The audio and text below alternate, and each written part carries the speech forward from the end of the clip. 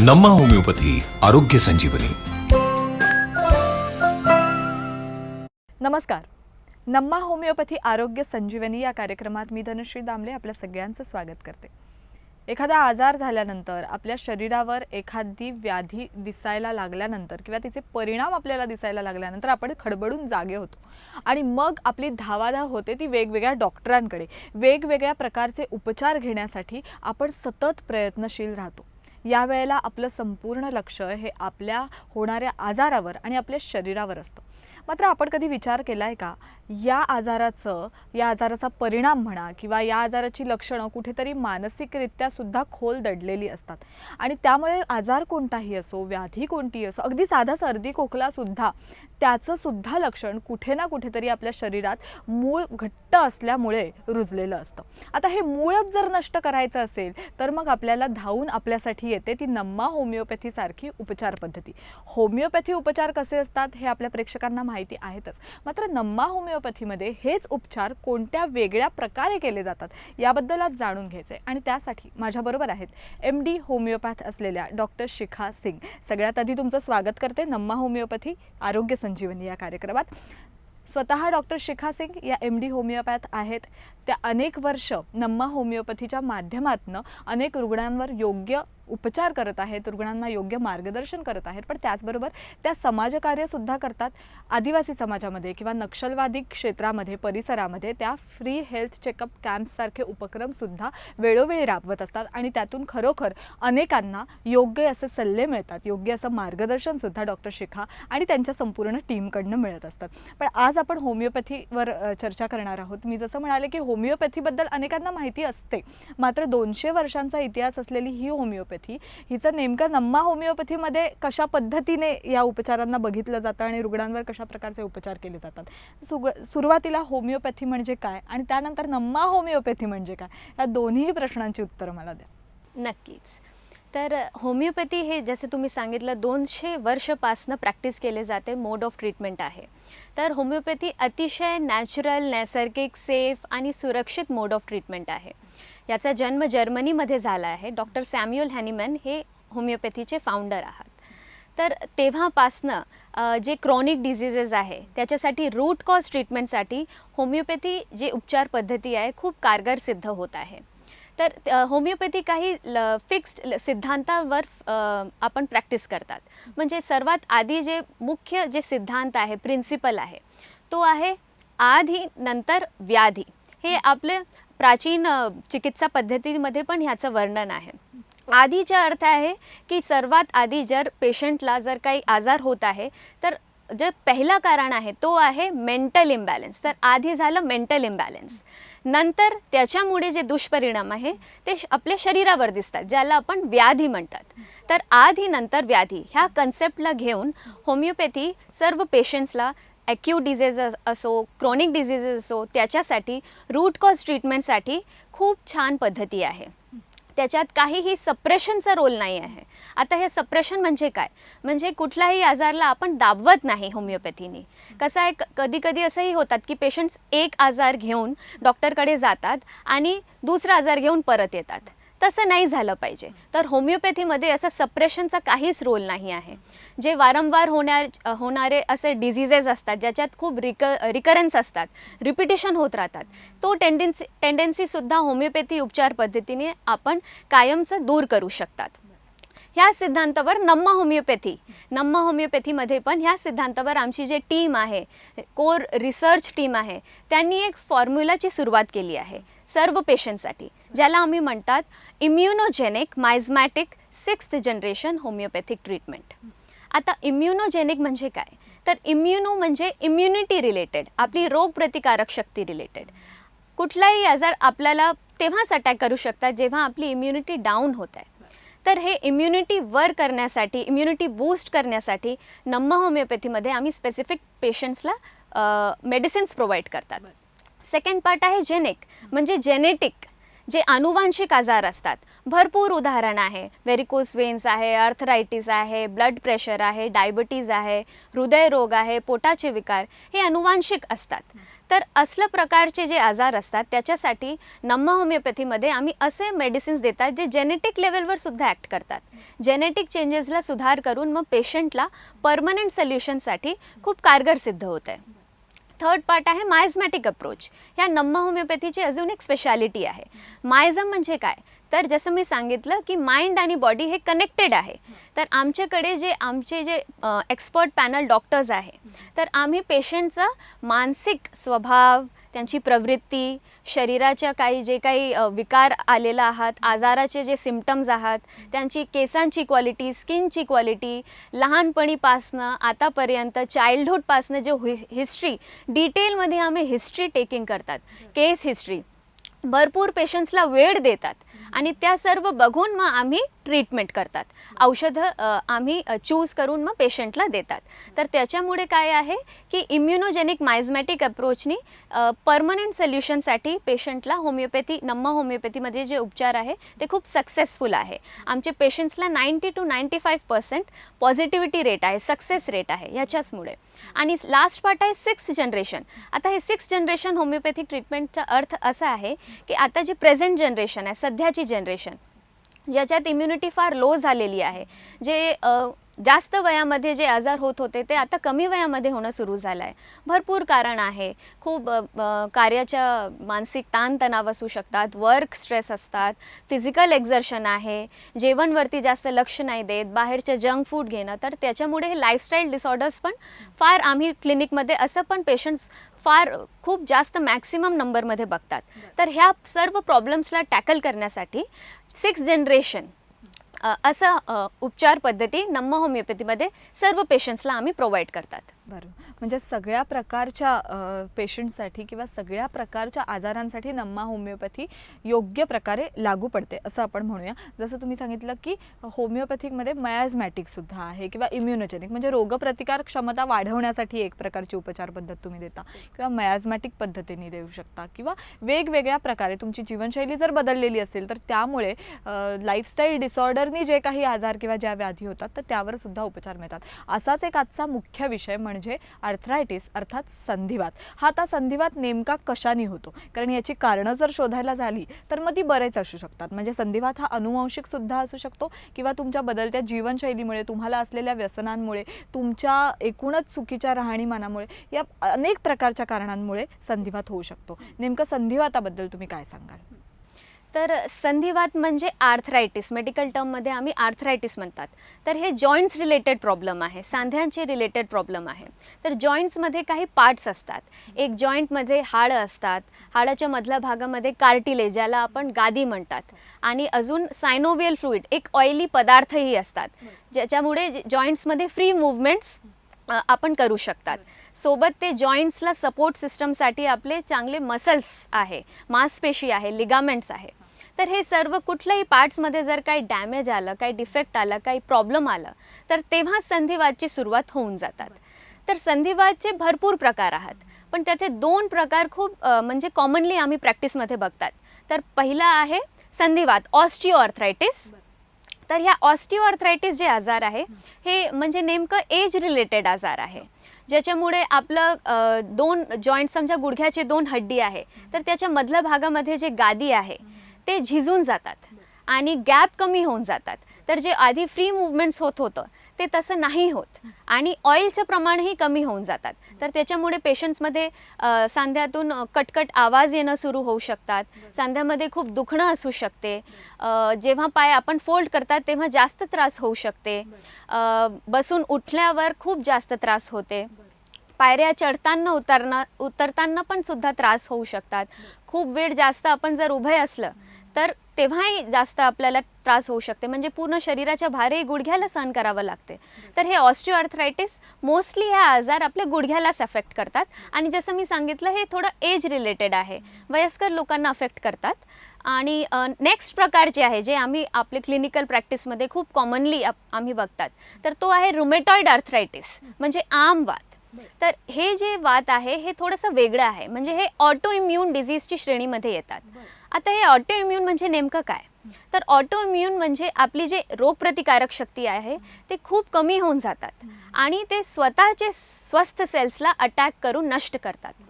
म्हणजे नॉर्मली कसं आहे की आपली इम्युनिटी बाहेरच्या व्हायरस बॅक्टेरियानी फाईट केलं पाहिजे, पण ऑटो इम्यून जर आपल्याला आजार झाला तर आपली स्वतःची इम्युनिटी स्वतःचे दुसरे स्वस्थ सेल्सला अटॅक करतात. तर रुमेटॉइड आर्थरायटिसमध्ये जॉईंट्स, कार्टिलेज आणि मसल्सला अटॅक करतात मोस्टली. पण असं जे आपले रुमेटॉइड आर्थरायटिस आहे हे मल्टी सिस्टम डिसऑर्डरसुद्धा आहे. म्हणजे जॉईंट्स नंतर आपल्या डोळ्यांवर, किडनीवर सुद्धा अफेक्ट होऊ शकतात. स्किनवरतीही रुमेटॉइड आर्थरायटिसचे लक्षण दिसू शकते. तर जे कॉमन सिम्पटम्स आहे रुमेटॉइड आर्थरायटिसचे, तर असं आहे की जॉईंट रेस्ट्रिक्शन, अकडनपणा आणि डोक्यापासून पायापर्यंत मल्टिपल जॉईंट्स अफेक्ट होतात. जसे ऑस्टिओआर्थरायटिसमध्ये जास्त वेट बेअरिंग जॉईंट्स, नी जॉईंट्स, आपले गुडघे जास्त अफेक्ट होत होते. पण RA फॅक्टरमध्ये कसं आहे की एक RA फॅक्टर नामक अँटीबॉडी रक्तामध्ये पॉझिटिव्ह येणं सुरू होऊन जातात. तर ह्या रक्तामध्ये थोडंसं डिफेक्ट आल्यामुळे रक्त तर पूर्ण शरीरामध्ये सर्क्युलेट होत आहे, तर ह्या मल्टिपल जॉईंट्सला अफेक्ट करू शकतात. स्पेशली लहान जॉईंट्स जे आपले बोटांचे जॉईंट्स आहे, पायाचे जॉईंट्स आहे, अंगुठामध्ये जास्त प्रमाणामध्ये याचे लक्षणं दिसू शकतात. भरपूर वेदना असतात. पेशंट जे आपले डे टू डे ॲक्टिव्हिटीमध्ये खूप अडचणी येऊन जातात आणि वातावरणानुसारही चेंजेस होऊ शकते. म्हणजे जेव्हा आभाळ असतात हिवाळ्यातून पण पेशंट्सला भरपूर त्रास होऊन जातात. तर हे झालं दुसरं प्रकार जे आम्ही खूप कॉमनली आमच्या प्रॅक्टिसमध्ये बघतात आणि ह्याचं काही एज रिलेशन नाही आहे. म्हणजे हे खूप लहान टीनेजपासनं सुरू होऊ शकतात आणि ओल्ड एजपर्यंतही कोणालाही हे RA फॅक्टर जे आमवात आहे तर हे होऊ शकतात. ह्याच्यासाठी काही स्पेसिफिक टेस्टही असतात जे आम्ही पेशंट्सला ॲडवाईस करू शकतात. समजा एक्झाम्पल RA फॅक्टर टेस्ट. तर RA फॅक्टर जर पॉझिटिव्ह आला तर तुम्हाला नक्कीच आमवात झालेला आहे हे आपण सांगू शकतात. दुसरं ESR टेस्ट असतात, CRP टेस्ट असतात, हे कॉमनली टेस्ट आहे. अँटी-ANA टेस्ट असतात. तर हे सर्व रुमेटॉइड आर्थरायटिसच्या पेशंटला आपण चेक करतात. दर 3-3 महिन्यामध्ये फॉलोअपमध्ये आम्हाला पेशंटचा ह्या रिपोर्ट्स वगैरे बघावं लागते. थर्ड प्रकार जे आहे त्याला आपण सोरियाटिक आर्थरायटिस म्हणतात. तर सोरियाटिक आर्थरायटिस या दोन आजाराचं मिश्रण आहे, सोरियासिस आणि आर्थरायटिस. तर सोरियासिस अजून परत एक हे ऑटो इम्यून आजार आहे, पण ह्याचे जे मुख्य लक्षण आहे ते स्किनवरती दिसतो. स्किनमध्ये असे लाल चट्टे येऊन जातात, खूप खाज येऊन जातात आणि डॅन्ड्रफसारखं असं स्किन निघतात स्किनवरून. तर असं जर झालं आहे कोणाला तर त्यांना परत ते स्किन नंतर आर्थरायटिस म्हणजे सांध्यामध्ये पण त्रास होण्याची शक्यता असू शकतात. ह्याला आपण सोरियाटिक आर्थरायटिस म्हणतात. तर असे जर पेशंट आमच्याकडे क्लिनिकमध्ये येतात तर आम्हाला 2 डिझिजेसला ट्रीट करावं लागते, सोरियासिस पण आणि आर्थरायटिस पण. चौथा जे प्रकार आहे त्याला आपण म्हणतात गाऊट आर्थरायटिस, रक्तवात. जेव्हा युरिक ॲसिडचं प्रमाण जे आहे आपल्या ब्लडमध्ये खूप रेज होऊन जातात.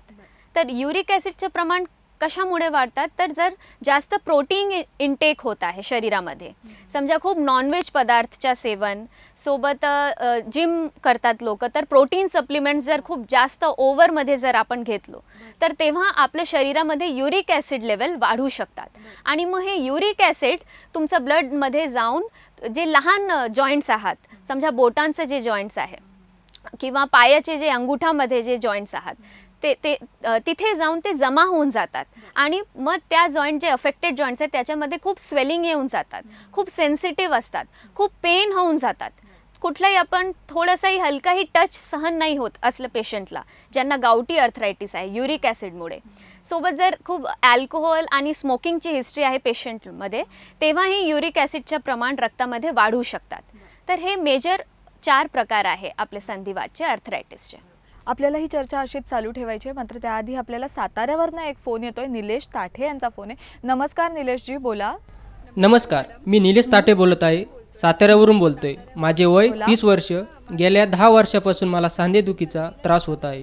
सुरुवातीला हातापायाची बोटे दुखायची, पण आता सर्व सांधे दुखतात. नम्मामध्ये मला उपचार मिळू शकेल का यावर? नमस्कार निलेश. तर तुम्ही सातारावरून बोलत आहात, तर तुमच्या जवळच्या नमा होमिओपॅथी क्लिनिकमध्ये तुम्ही लवकरात लवकर व्हिजिट करा. तुम्ही कोल्हापूर किंवा पुण्याच्या आमच्या शाखामध्ये व्हिजिट द्या. आणि जसं तुम्ही सांगितलं की तुम्हाला खूप कमी वयामध्ये मल्टिपल जॉईंट्स अफेक्टेड झालेला आहे, तर त्याच्यासाठी नमा होमिओपॅथीचे जे उपचार पद्धती आहे, तर तेव्हा तुमची पूर्ण डिटेलमध्ये केस हिस्ट्री घेऊन तुम्ही काही जर इन्व्हेस्टिगेशन्स केलं असेल तर त्याही तुमच्यासोबत तुम्ही आणा आणि आमच्या डॉक्टरांना भेट द्या. तर ते तुमच्या डिटेलमध्ये केस हिस्ट्री घेऊन पूर्णपणे माहिती घेऊन तुम्हाला एक खूप चांगल्या पद्धतीने ट्रीटमेंट पण प्रोव्हाइड करणार आणि तुमचे जे पेन किलर आणि स्टिरॉइड्स तुम्ही घेत आहात तर त्याच्याही डोजेस आपल्याला हळूहळू आपण कमी करू शकतात. तर तुम्ही जवळचे नमा होमिओपॅथी क्लिनिकमध्ये नक्कीच भेट द्या. बरोबर आहे. पण साधारण तुम्ही जसं म्हणालात आणि त्यांनी सांगितलं की त्यांचं आत्ता वय 30 आहे आणि 10 वर्षापूर्वी त्यांना हा त्रास उद्भवलेला आहे. म्हणजे अगदी तरुण वयात असताना त्यांना हा संधिवाताचा त्रास उद्भवलेला आहे. साधारण ते घरच्या घरी करू शकतील असे काही टिप्स देऊ शकाल तुम्ही त्यांना? हो, नक्कीच. तर एक तर त्यांना थोडंसं स्टिफनेस आकड्यांसाठी रेग्युलरमध्ये एक्सरसाइज केलं पाहिजे. जे आपल्या क्षमतानुसार बॉडीच्या क्षमतानुसार रेग्युलरमध्ये वॉकिंग करू शकतात. काहीतरी गरम शेकही लावू शकतात. भरपूर पेशंट्सला गरम शेकून थोडासा आराम वाटू शकतात. बर्फानी पण शेकून भरपूर पेशंट्सला आराम वाटू शकतात. हलके हाताने तिळाचे तेलनी मालिशही करू शकतात. आणि आपल्या डाएटमध्ये कॅल्शियमसाठी दूध, दही, ताक असले प्रकार जे आहे, हिरवे पालेभाजी वगैरे जास्त प्रमाणामध्ये इन्क्लूड करू शकतात. म्हणजे नुसतं अर्थरायटिस आहे असं म्हणून चालणार नाही. तर या 4 प्रकारांमधला अर्थरायटिस नेमका कोणता, आपण कोणत्या प्रकारात मोडतो हे सुद्धा डॉक्टरांकडनं जाणून घेणं तितकंच महत्त्वाचं आहे. कारण सुरुवातीला वाटणारा फक्त संधिवात याचं रूपांतर कदाचित सोरायसिसमध्ये सुद्धा होऊ शकतो किंवा वेगवेगळ्या प्रकारच्या इतर संधिवाताच्या प्रकारांमध्ये सुद्धा होऊ शकतं. पण जसा हा एक अस्थींचा आजार या कॅटेगरीमध्ये मोडणारी ही व्याधी आहे किंवा आजार आहे, तर बऱ्याच वेळेला आपली हाडांची जी म्हणजे हाडं कमकुवत का होतात, तर आपल्याकडे कॅल्शियमची आपल्या शरीरात जर कमी झाली तर साधारण 30च्या नंतर स्त्रियांमध्ये कॅल्शियमचं प्रमाण हे कमी होत असतं. तर स्त्रियांमध्ये हा जास्त आढळून येतो का अर्थरायटिस, की पुरुष आणि स्त्रिया दोघांमध्ये प्रमाण सारखंच आहे? ओके. तर तुम्ही एकदम बरोबर सांगितलं. ऑस्टिओआर्थरायटिस जे मी पहिला प्रकार तुम्हाला सांगितला आहे, जे एज रिलेटेड आहे, तो महिलांमध्ये खूप फार कॉमन आहे. स्पेशली मेनोपॉज नंतर जेव्हा मासिक पाळी बंद होऊन जाते, स्टॉप होतात, त्याच्यानंतर शरीरामध्ये इस्ट्रोजन नामक हॉर्मोनची कमतरता येऊन जातात. हॉर्मोनल इम्बॅलन्समुळे काय होत आहे की हड्डीमध्ये कॅल्शियम लेवल जे आहे ते फार कमी होऊन जातात. तर त्याच्यामुळे महिलांमध्ये पुरुषपेक्षा ह्या ऑस्टिओआर्थरायटिस, ज्याला आपण संधिवात म्हणतात, गुडघेदुखीचा त्रास, हे जास्त प्रमाणामध्ये दिसू शकतात. आज आपण नमा होमिओपॅथीच्या या कार्यक्रमाच्या माध्यमातून आर्थरायटिस म्हणजे संधिवात या विषयावर माहिती घेतोय डॉक्टर शिखा सिंग यांच्याकडनं. आणि प्रत्येकजण होमिओपॅथीवर विश्वास ठेवा हे आवर्जून सांगत असतंच. मात्र हे फक्त मीच म्हणत नाही किंवा डॉक्टरच म्हणत नाही, तर आजपर्यंत अनेक अशा सन्माननीय व्यक्तींनी आपल्याला होमिओपॅथी कशी महत्त्वाची आहे आणि कशी योग्य उपचार पद्धत आहे हे समजावून सांगितलेलं आहे.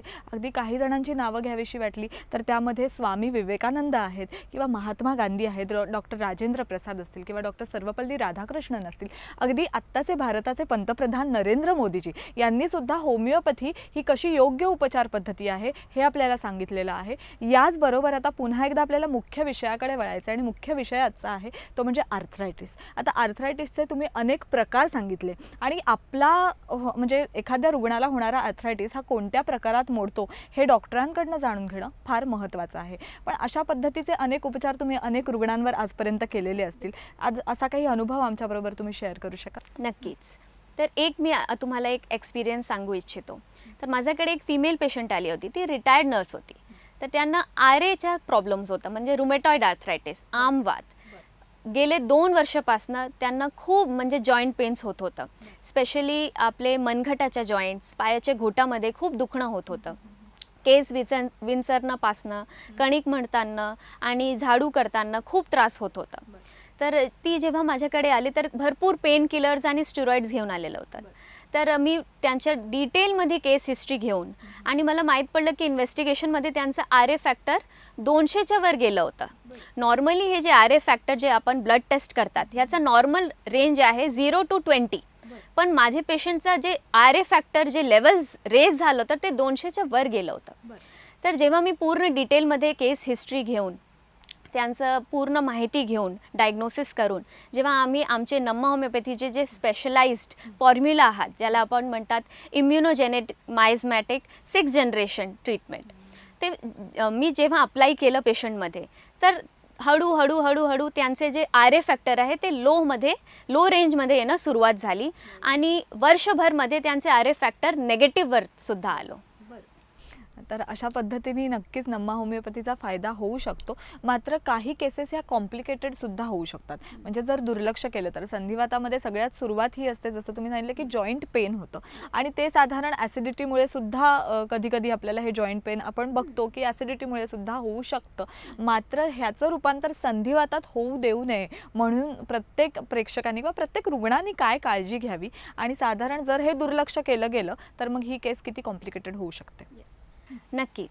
तर संधिवातचे जे मेजर कॉम्प्लिकेशन्स आहेत त्याच्यात मुख्य जे कॉम्प्लिकेशन्स आहे तो आहे जॉईंटमध्ये डिफॉर्मिटी, म्हणजे जॉईंट हाडांची रचना शेप बिघडून जातात, जे बोटं आहे ते वाकडे होऊन जातात. तर त्याच्यामुळे पेशंटला खूप वेदना होऊन जातात आणि ते दुसऱ्यांवर डिपेंड होऊन जातात. ते आपलं स्वतःचे डे टू डे ॲक्टिव्हिटी नाही करू शकतात. तर त्याच्यामुळे अजून मग दुसरं जे कॉम्प्लिकेशन्स आहे ते त्यांची मानसिकतावर सुद्धा प्रभाव होऊन जातात. त्यांच्यामध्ये खूप चिडचिडपणा येऊन जातात, लवकर राग येणं, चिडचिड स्वभाव होऊन जातात, कॉन्फिडन्समध्ये पण फार म्हणजे लोमध्ये जातात. सोसायटीमध्ये कुठे बाहेर जाण्याच्या मध्ये त्यांना खूप लो कॉन्फिडंट फील होतात. तर ह्या मेजर कॉम्प्लिकेशन्स आहे. दुसरं जे आमवात आहे, रुमेटॉइड आर्थरायटिस, जसं मी सांगितलं होतं की हे जॉईंटला सर्वात जास्त अफेक्ट करतात, पण ह्या मल्टी सिस्टम डिसऑर्डर आहे. तर जर आपण RA फॅक्टरला वेळीवर उपचार नाही घेतलं तर ते तुमचं डोळ्यांवर सुद्धा हानी पोहोचवू शकतात, म्हणजे ब्लाइंडनेस येऊ शकतात आणि किडनीमध्ये पण प्रॉब्लेम्स येऊ शकतात आमवातमुळे.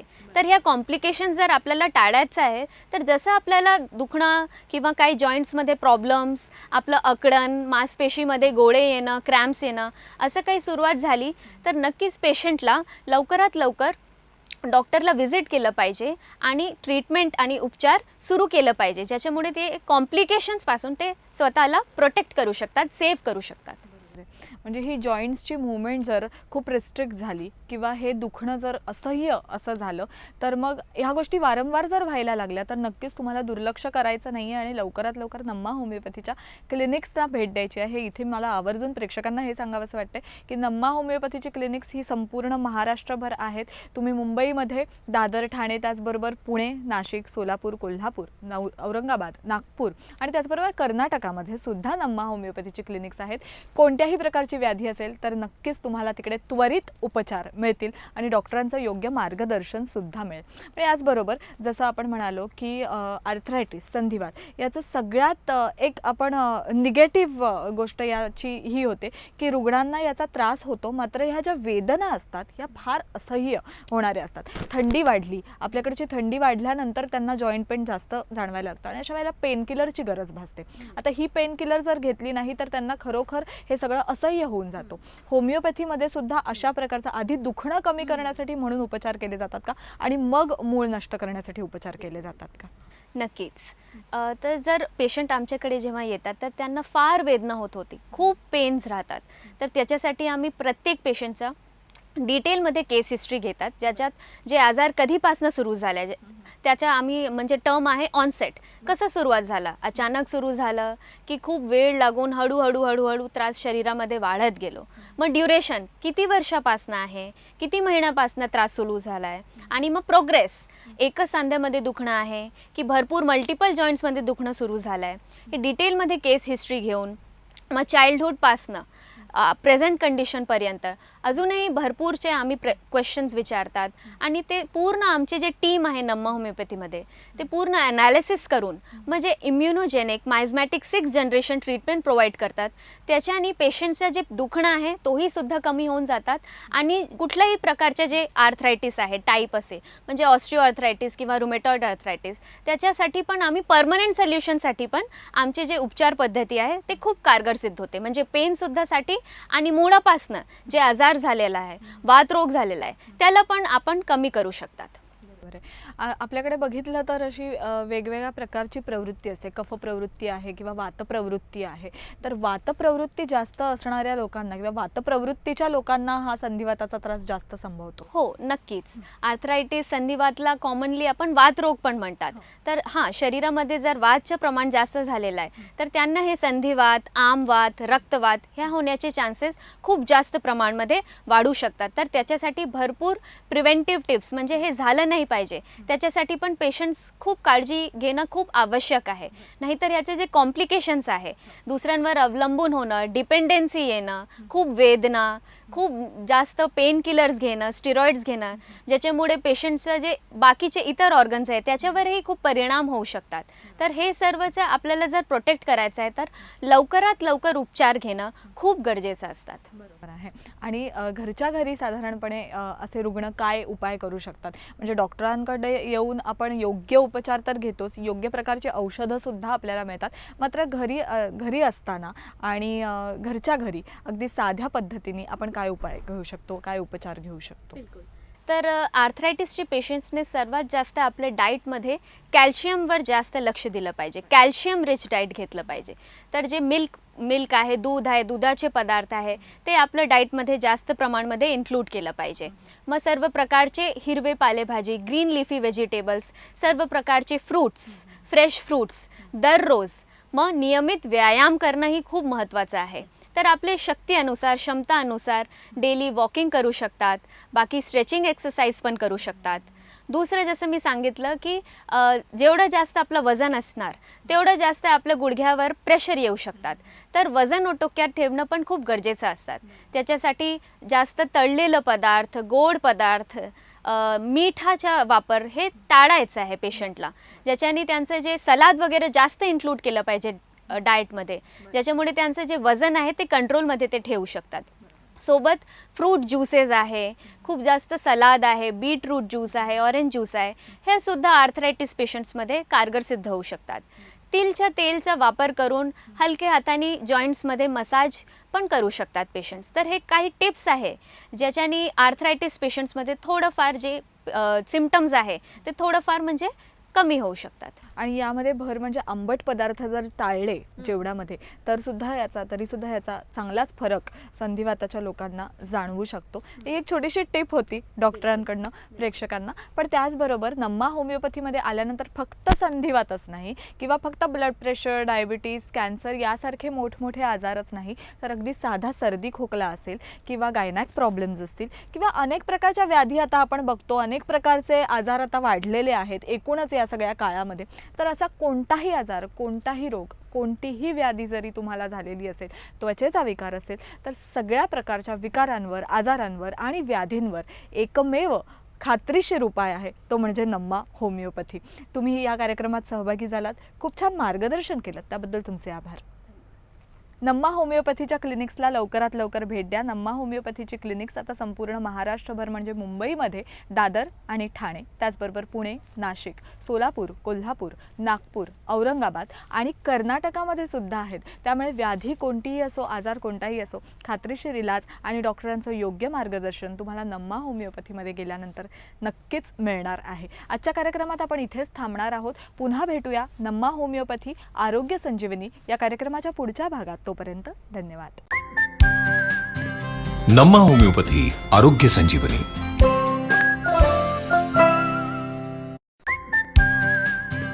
नम्मा होमिओपॅथी आरोग्य संजीवनी.